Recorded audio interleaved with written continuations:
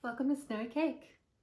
Today I'm going to show you how to make a fairly sophisticated wedding cake, all season cake really, with one number 21 tip. It's a star. Also, I'm going to show you how to fix misshapen cakes. We started out by washing flowers.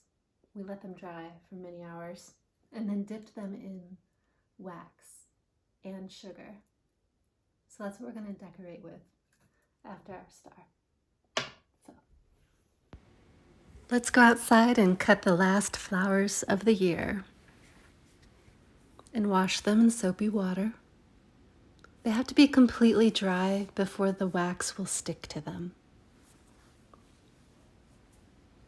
Here I'm dipping them in hot food grade wax on the right and then sugar in the center.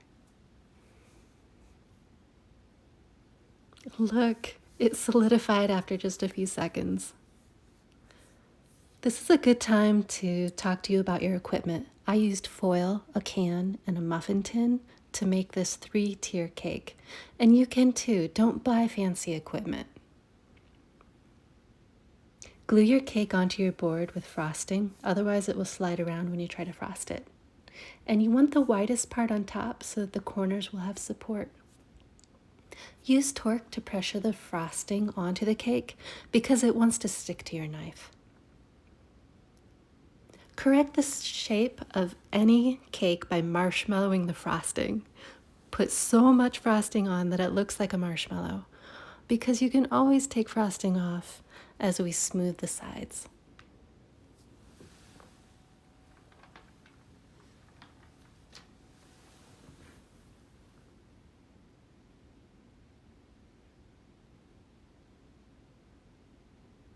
Next, I want to show you what my friend Peggy at Grand Bakery in Winnetka, Illinois taught me about how to smooth. She said, you don't pull straight towards your dominant shoulder. That's what you want to do, but don't. Instead, apply extra pressure to the cake by pulling it towards the opposite hip. It makes a noticeable difference and can make the difference between a smooth or a bubbled cake. So here, this one's really misshapen. No problem. We're just going to smooth some frosting on it and it'll be perfect.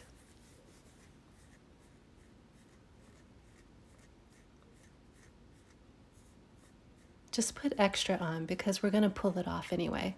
And here again, we're going to pull it towards our opposite hip. Great. So there was a 4th layer to this, but it crumbled under the weight of the frosting. What I should have done is thinned the frosting with a little bit of water so that it wasn't so stiff. So when I put that stiff frosting on the 4th layer, it just fell apart. It was too heavy. A lot of cakers will cut the sides to make them perfect, but I don't do that because those sides have a little bit more integrity.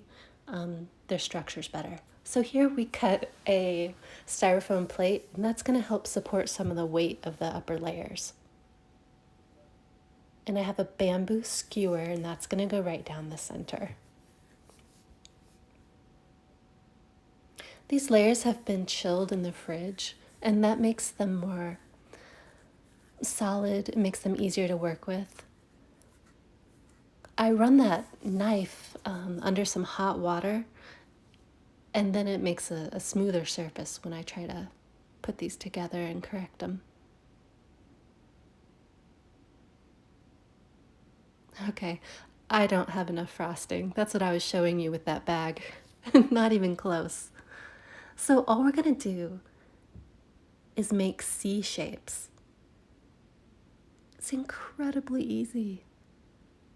I haven't done this for years, but it turned out fine.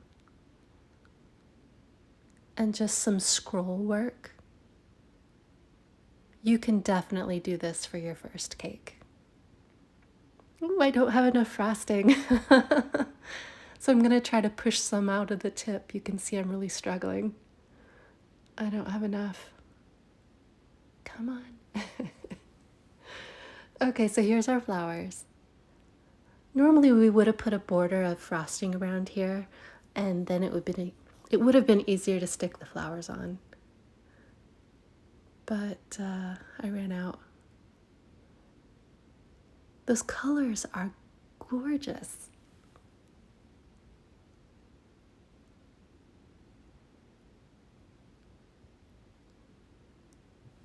So I ran out of flowers as well.